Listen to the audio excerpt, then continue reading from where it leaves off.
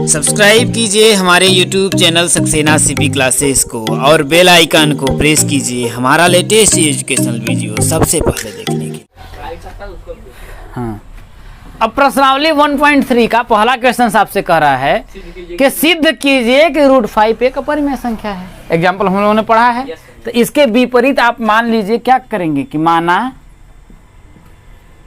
√5 एक क्या है, परिमेय संख्या है। क्या है? एक परिमेय संख्या है। जब ये परिमेय संख्या हो गई तो इसे हम p बटा q के रूप में तो लिख ही सकते हैं, है या ना? तो क्या लिखेंगे कि अब √5 बराबर p बटा के q, जहां p तथा q क्या है? सह अभाज्य पूर्णांक हैं। सह अभाज्य पूर्णांक है। यहां तक तो कोई दिक्कत नहीं है, ठीक। अब हम क्या करेंगे कि इनका आपस में क्या करेंगे, फिर एक गुणा कर लेंगे, ठीक है। तो जब इसका गुणा करिएगा, देखिए तो p का इधर कम करेंगे, है कि नहीं है? तो क्या होगा भाई, इसका इसमें गुणा करेंगे, देखिए तो क्या होगा, √5 q बराबर क्या होगा, p हो जाएगा। अब क्या करिए, इन दोनों पक्षों का क्या करिए, वर्ग कर दीजिए। क्या लिखेंगे कि दोनों पक्षों का वर्ग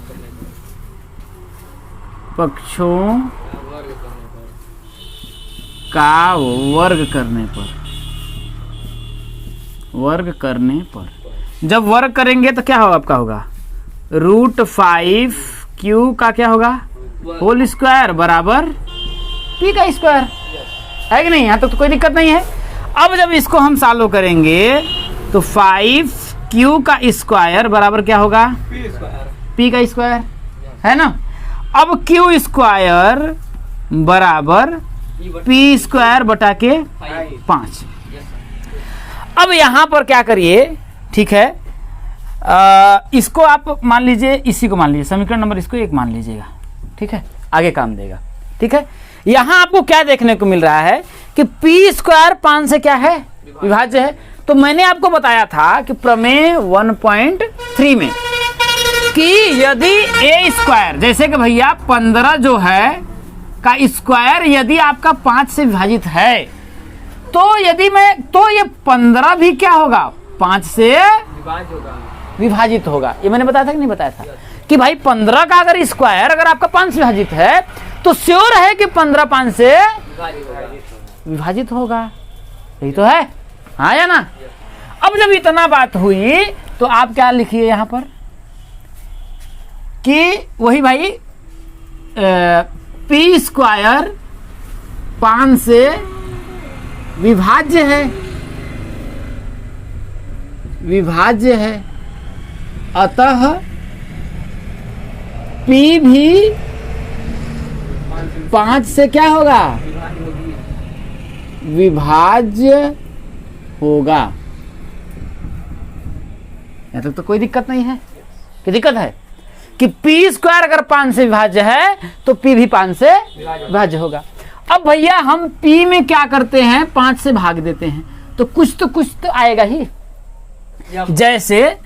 जैसे कि भैया अगर मैं पूछता हूं कि भैया अगर 10 में यदि मैं 5 से भाग दूं तो कितना आएगा आपका, 2 आएगा। अगर मैं 20 में 5 से भाग दूं तो कितना आएगा आपका, 4 आएगा कि नहीं आएगा? यहाँ तो कोई दिक्कत नहीं है। अब हमें पूर्णांक संख्या नहीं पता है कितना आएगा। अगर इसका मान 20 होता तो इसका मान यहाँ पर कितना आता, 4 आता, 5 चौके 20। अगर इसका मान 25 होता तो यहाँ पर 5 आता, 5 5 25। लेकिन यह फिक्स तो नहीं है, तो हम मान लेते हैं भैया भाग देने पर हमें मिला क्या, m मिला। क्या मिला, m मिला, या a मान लीजिए, b मान लीजिए, उससे फर्क नहीं पड़ता है। अब हम क्या करेंगे भाई, तिरे गुणा करेंगे। जैसे 5 का, फिर अगर हमको दोनों को बराबर लिखना है तो 10 बराबर क्या करेंगे, 5 में 2 का गुणा करेंगे ना, 5 गुणित 2, तो वही p बराबर अगर हम लिखेंगे, यहाँ देखिए 5 का m में गुणा करेंगे तो क्या होगा आपका 5m। इसे समीकरण नंबर क्या मान लीजिए, 2 मान लीजिए। यहाँ तो कोई दिक्कत नहीं है कि नहीं है। अब p बराबर जो 5m है वो समीकरण क्या कर रख दीजिए, 1 में रख दीजिए। P बराबर जो 5m है वो किसे रख दीजिए, समीकरण 1 में रखने पर।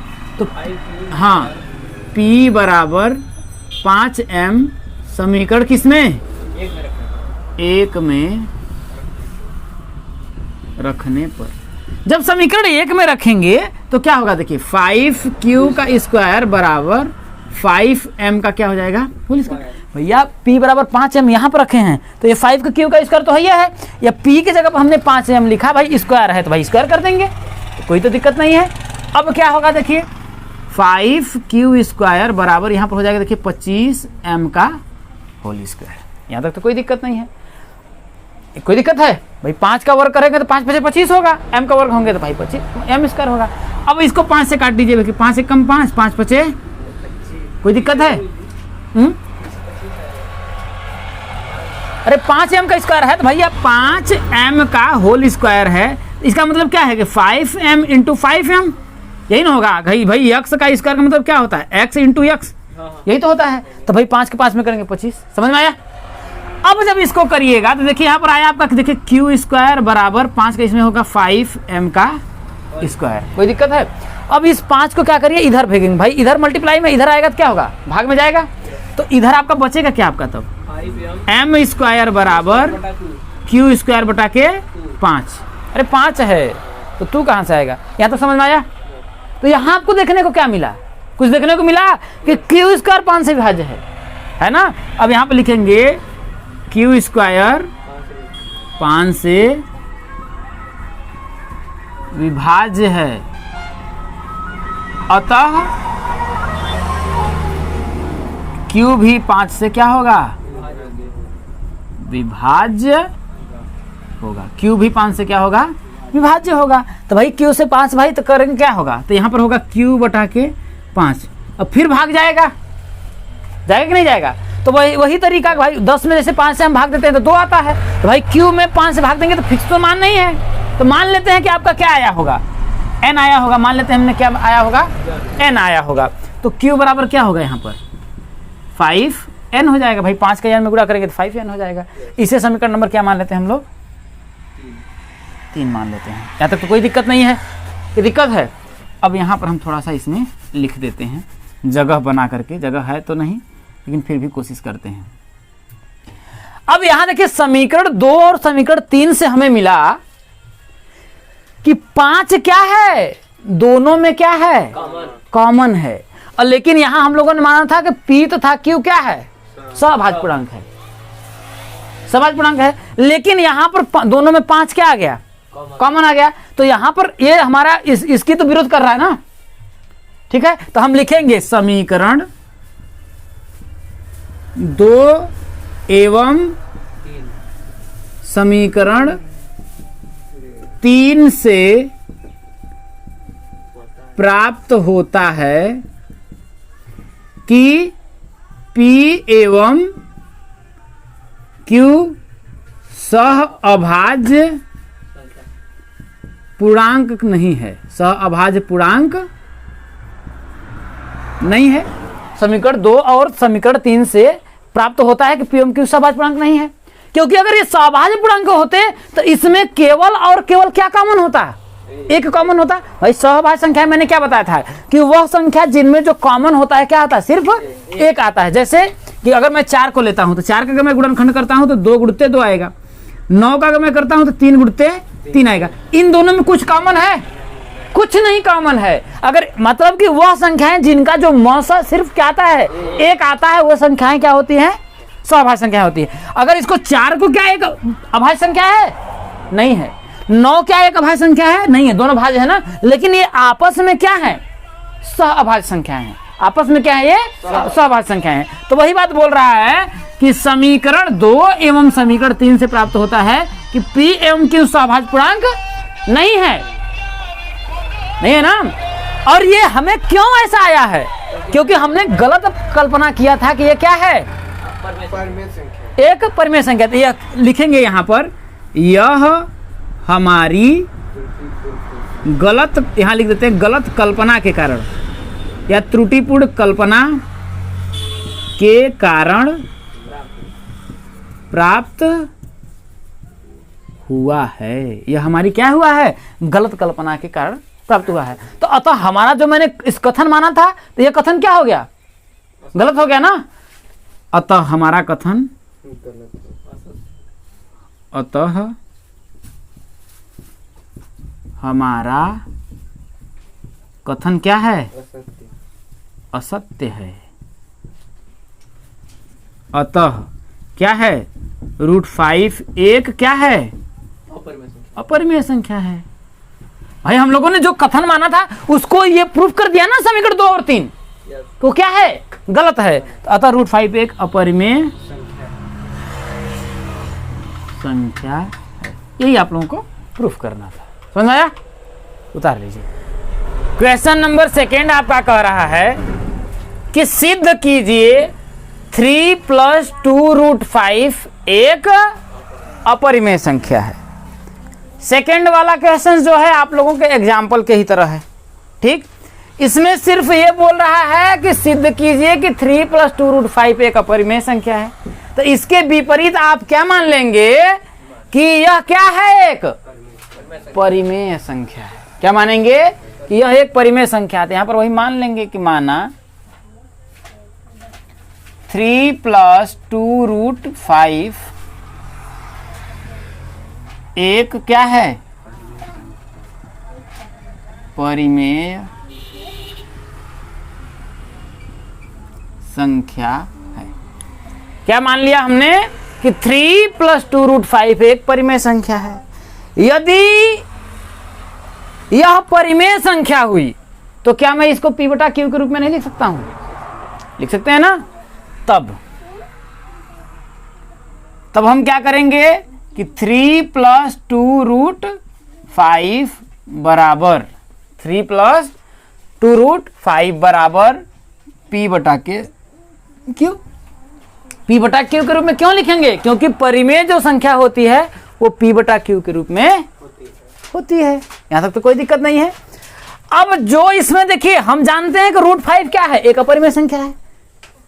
ये बात तो हम जानते हैं ना कि भैया कि ये जो √5 जो है एक अपरिमेय संख्या है। तो इसको क्या करिए? एक तरफ रख दीजिए। बकिया जितनी भी संख्याएं हैं उसको एक तरफ रख दीजिए।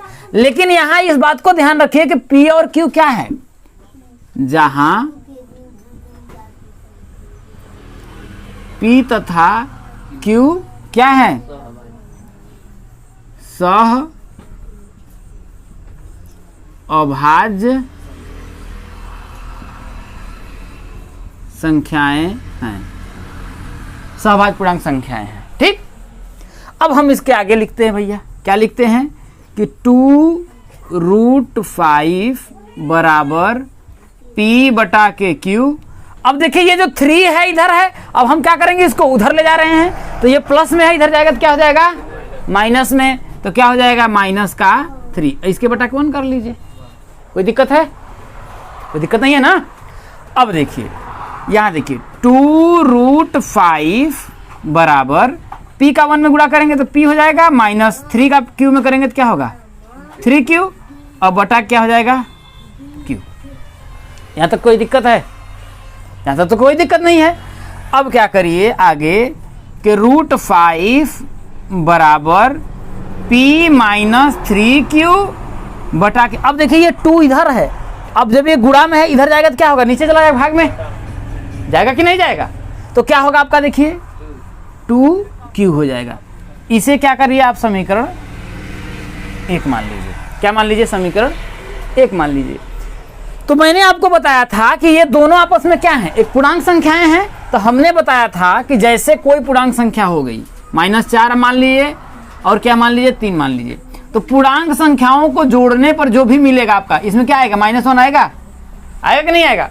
पूर्णांक संख्याओं को जोड़ने पर भी क्या होता है? हमें एक पूर्णांक संख्या ही प्राप्त होती है।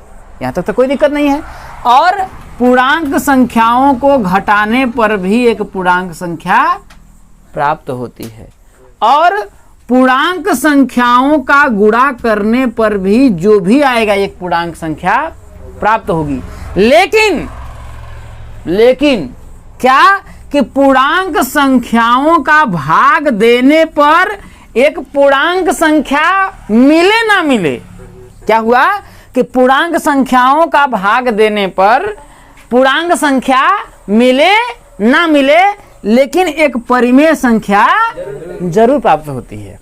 जैसे नया वर्ष का त्योहार आता है तो लोग बोलते हैं कि फिर कभी मौका मिले ना मिले, इसलिए नए वर्ष की शुभकामनाएं नए वर्ष से पहले।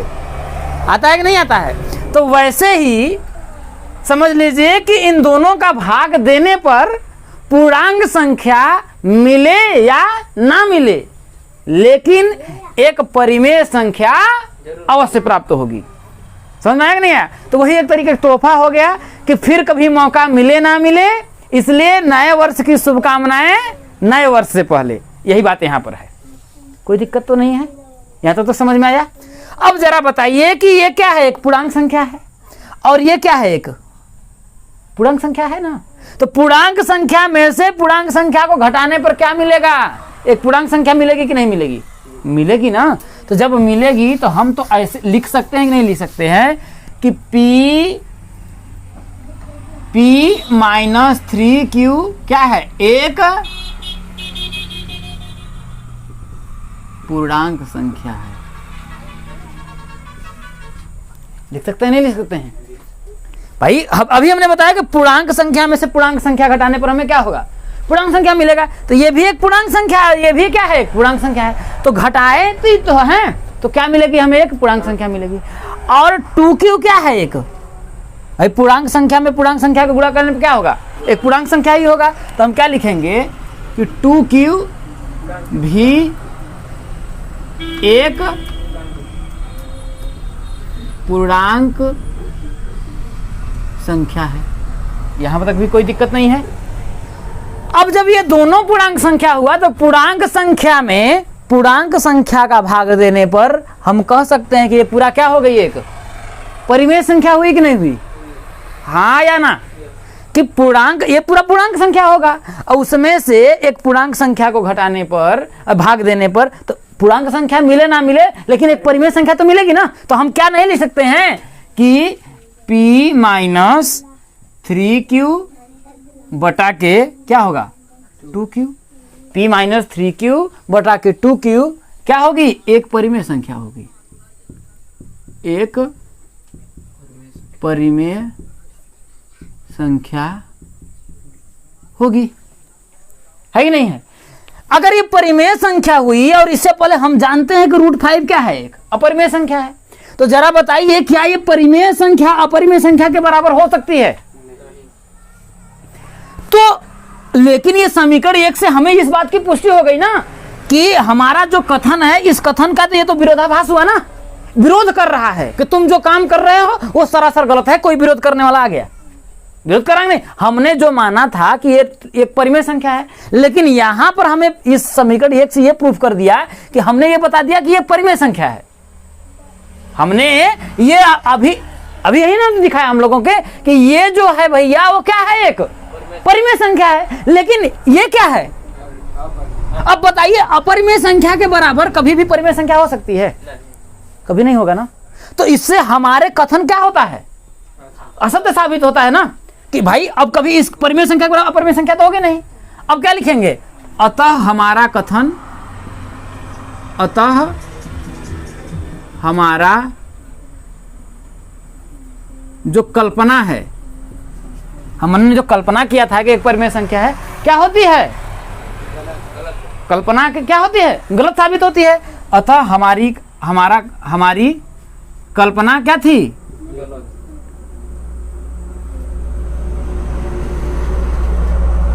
गलत है। हमने जो कल्पना किया था कि यह एक परिमेय संख्या, वो कल्पना क्या है? हमारी गलत है।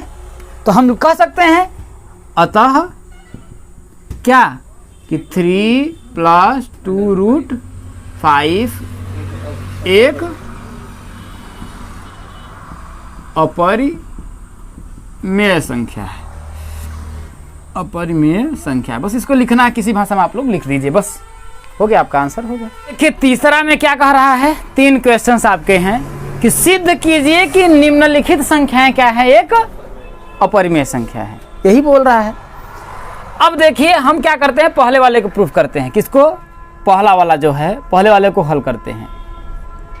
पहले मान लेते हैं, माना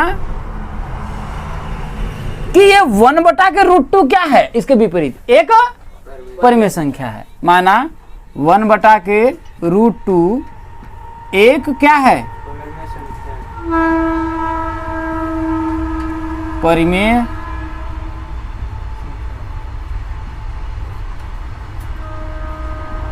माना 1/√2 क्या है, एक परिमेय संख्या है। यहां तक तो कोई दिक्कत नहीं है, दिक्कत है।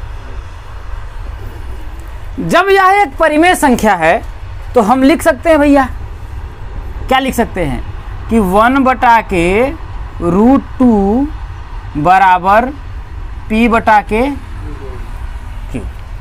ये लिख सकते हैं ना कि 1/√2 बराबर क्या लिख सकते हैं, P/Q।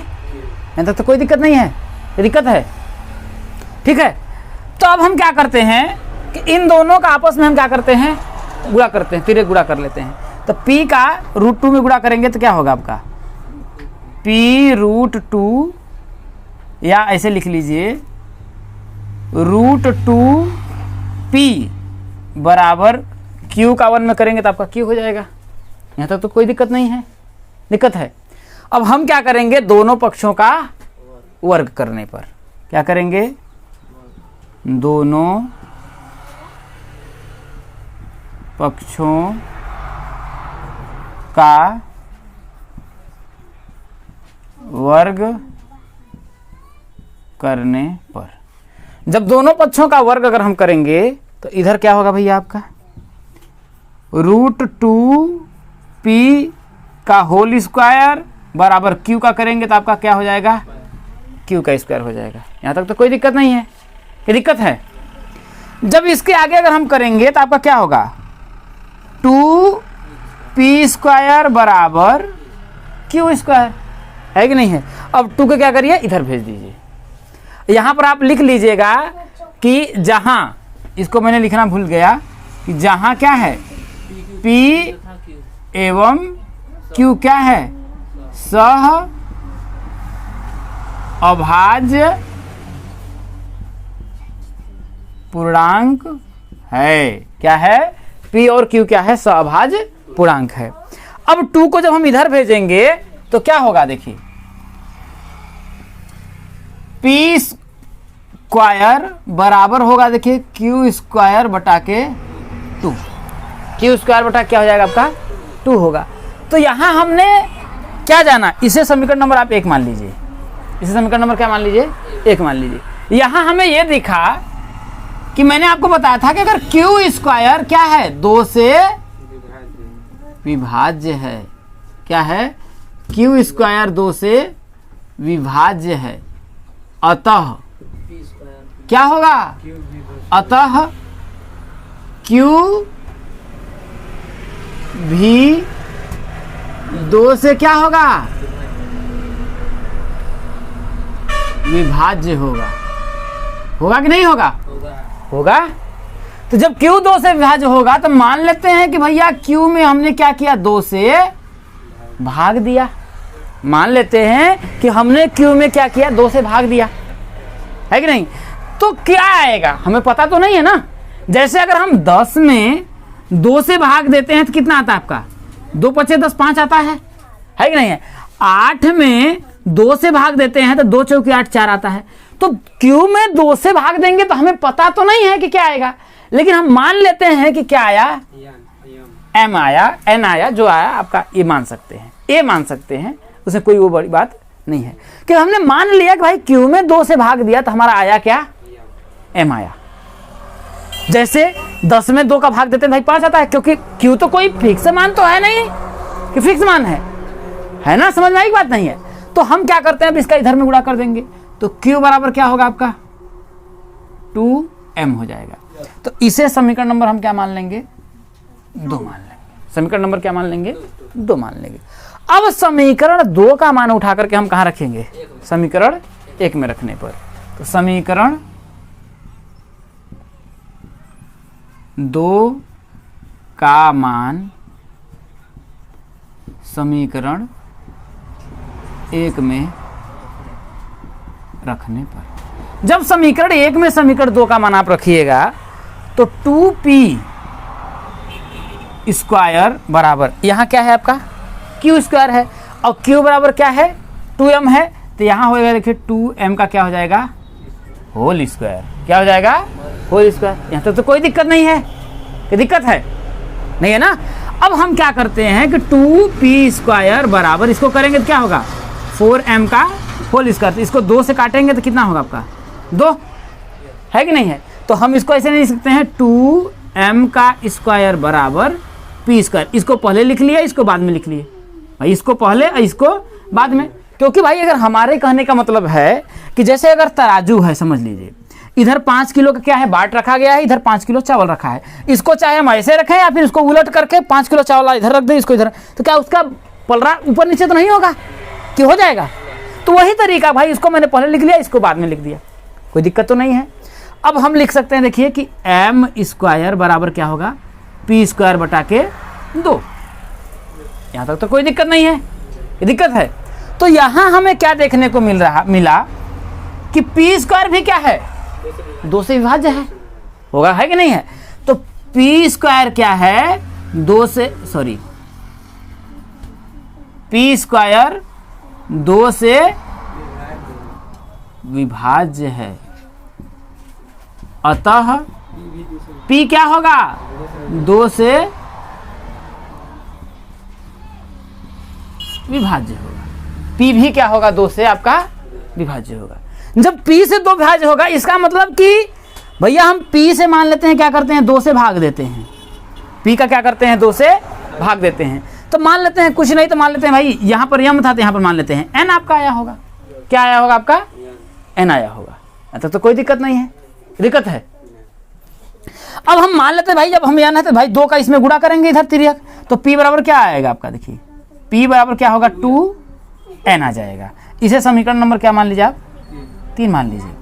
यहाँ एक चीज आपको देखने को मिला समीकरण 2 और समीकरण 3 से, क्या आपको देखने को मिला कि हमने यहाँ पर माना था कि p और q क्या है सहभाज्य पूर्णांक नहीं है, लेकिन समीकरण 2 और समीकरण 3 में हमें दिखा कि इनमें दोनों में क्या है कॉमन है कि नहीं है। समीकरण 2 और समीकरण 3 में ये देखने को मिल रहा है कि दोनों में क्या आपको दिख रहा है कॉमन दिख रहा है। तो हमारा ये जो हमने माना था इस तथ्य का विरोधाभास हुआ कि नहीं हुआ। तो हम यहाँ पर बस क्या करेंगे लिख देंगे, यहाँ पर क्या करेंगे यहाँ पर थोड़ा जगह बना करके लिख देते हैं कि समीकरण, इसको खोल दीजिए, समीकरण 2 एवं समीकरण 3 से प्राप्त होता है कि क्या p एवं q सहअभाज्य संख्याएं नहीं हैं। समीकरण 2 एवं समीकरण 3 से प्राप्त होता है कि p और q सहअभाज्य क्या है संख्याएं नहीं है। क्यों नहीं है, क्योंकि इनमें देखिए दोनों में क्या है कॉमन गुणनखंड आ रहा है, और सहअभाज्य संख्याएं कौन सी संख्या होती है जिनका मास अगर हम निकालें तो क्या है आपका सिर्फ 1 आए, है कि नहीं है। तो अतः हमारा जो है क्या है कल्पना क्या होती है, हमने जो कल्पना किया था वो कल्पना क्या थी गलत थी। अतः यहां लिखेंगे अतः हमारी कल्पना कैसी थी त्रुटिपूर्ण थी या गलत थी, यही ना। इस आधार पे हम कह सकते हैं कि 1/√2 क्या है 1 अपरिमेय संख्या है। अतः 1/√2 एक अपरिमेय संख्या है। यहाँ तक समझ में आया, कोई दिक्कत है, बस वही लिखना है, बस इसमें आपको और कुछ ज्यादा नहीं करना है। सेकेंड वाला में क्या कह रहा है कि वही सिद्ध करिए 7√5 क्या है एक अपरिमेय संख्या है, यही बोल रहा है। इसमें कुछ नहीं करना, बस इसमें लिखना है। हम लिखेंगे क्या कि माना 7√5 क्या है एक परिमेय संख्या है। जब हम परिमेय संख्या मान लिए तो इसको p बटा q के रूप में तो हम लिख ही सकते हैं, है कि नहीं है? तो लिखेंगे अतः 7√5 बराबर p बटा के q, p बटा q, जहां p एवं q क्या है? सह अभाज्य पूर्णांक है। क्या है? अभाज्य पूर्णांक है। यहां तक तो कोई दिक्कत नहीं है। अब ये जो 7 है, ये 7√5 है ना, तो 7 को हम क्या करते हैं, ये मल्टीप्लाई में है, भाग में ले जाते हैं। इधर चलाएगा कि नहीं चलाएगा? आएगा ना। तो ये हो जाएगा, देखिए √5 बराबर p बटा क्या हो जाएगा? 7q हो जाएगा। यहां तक तो कोई दिक्कत नहीं है। समीकरण 1 मान लेते हैं इसको। तो आपको सिर्फ क्या करना है, लिख देना है। क्या लिखना है कि भाई p क्या है? एक पूर्णांक संख्या है। p क्या है भाई? p एक पूर्णांक संख्या है। कोई दिक्कत? और 7q क्या होगा? 7q भी एक पूर्णांक संख्या है। और पूर्णांक संख्या में यदि पूर्णांक संख्या का भाग दें तो पूर्णांक संख्या मिले ना मिले, एक परिमेय संख्या जरूर प्राप्त होती है। भाई पूर्णांक संख्या मिले या ना मिले, लेकिन एक परिमेय संख्या जरूर प्राप्त होती है। ये तो मैंने आपको बताया है। तो हम क्या लिख सकते हैं, क्या लिख सकते हैं कि p बटा के 7q, क्या लिख सकते हैं कि p बटा के 7q, ये क्या होगा? क्या होगा भाई? हमने आपको बताया कि p एक पूर्णांक संख्या है कि नहीं है? और 7q भी क्या है? एक पूर्णांक संख्या है। तो अगर पूर्णांक संख्या में पूर्णांक संख्या का भाग देने पर पूर्णांक संख्या मिले या ना मिले, लेकिन क्या क्या मिलेगा? एक परिमेय संख्या जरूर प्राप्त होती है। ये मैंने आप लोगों को बताया है। तो ये क्या होगा? तो इसका मतलब कि p बटा के 7q क्या होगा? एक परिमेय संख्या होगी ना। तो क्या होगा? एक परिमेय संख्या होगी। यहां तक तो कोई कंफ्यूजन नहीं है। अब जब ये पूरा आपका क्या होगा? एक परिमेय संख्या हो गया, और ये क्या है? एक अपरिमेय संख्या है। तो जरा बताइए हमें कि परिमेय संख्या अपरिमेय संख्या के कभी बराबर होगी? बताइए। हमारा वेट 70 किलो, आपका वेट 50 किलो, और दोनों के तौल देंगे तो बराबर हो जाएगा? कभी संभव है? तो अब इसमें कह रहा है कि नहीं, ये तो परिमेय संख्या, हमने प्रूफ किया ना कि ये परिमेय संख्या है, और ये हम जान रहे हैं कि क्या है? एक अपरिमेय संख्या है। तो जरा बताइए, क्या कभी ये परिमेय संख्या इस अपरिमेय संख्या के बराबर होगी? लेकिन फिर यहां कैसे बराबर दिया है? ऐसा क्यों हुआ? ऐसा इसलिए हुआ कि हमने गलत कल्पना मान लिया था। हमने क्या किया था? गलत कल्पना कर लिया था कि 7√5 क्या है? एक परिमेय संख्या है। कुएं का मेढक कर रहेगा तो सोचेगा ना कि दुनिया इतनी बड़ी है। तो कल्पना उसकी गलत रहती है कि सही रहती है? गलत रहती है ना। तो बात यही है कि यहां पर हमने क्या किया? त्रुटि कल्पना की थी, गलत कल्पना किया था। ठीक है। तो हम यहां पर लिखेंगे, यह हमारी गलत कल्पना के कारण प्राप्त हुआ है। प्राप्त हुआ है। अब हमारी गलत कल्पना के कारण प्राप्त हुआ है, इसका मतलब यह जो कथन है, ये जो बता रहा है ये दोनों कि ये इसके बराबर, ये तो गलत हुआ। गलत हुआ ना। तो हम लिखेंगे, अतः हमारा कथन गलत है। जब हमारा कथन गलत हो गया तो हम इस निष्कर्ष पर पहुंच जाएंगे ना कि ये क्या है? एक अपरिमेय संख्या है। अतः 7√5 एक अपरिमेय संख्या है। यही हमें क्या करना था? प्रूफ करना था। उतार लीजिए कि सिद्ध कीजिए कि ये परिमेय संख्या है। तो हम इसके विपरीत क्या करेंगे? वही मानेंगे कि माना 6 + √2 एक क्या है? परिमेय संख्या है। परिमेय संख्या है।